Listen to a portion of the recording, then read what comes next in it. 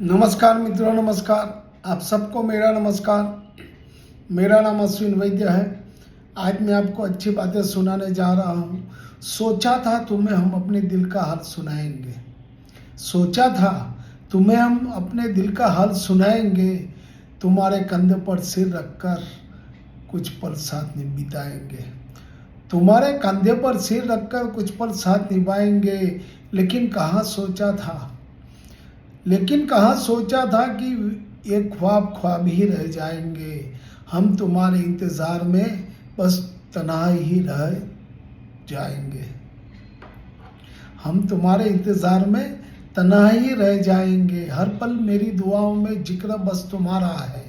हर पल मेरी दुआओं में जिक्र बस तुम्हारा है। ख्वाबों में है तुम्हारा चेहरा, धड़कनों में नाम सिर्फ तुम्हारा है। तुम हो तो है रोशन मेरी दुनिया, तुम्हारे बिना हर पल अंधियारा है।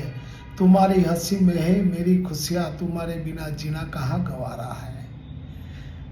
तुम्हारी हंसी में है मेरी खुशियाँ, तुम्हारे बिना जीना कहाँ गवारा है। Thank you, thank you, thank you.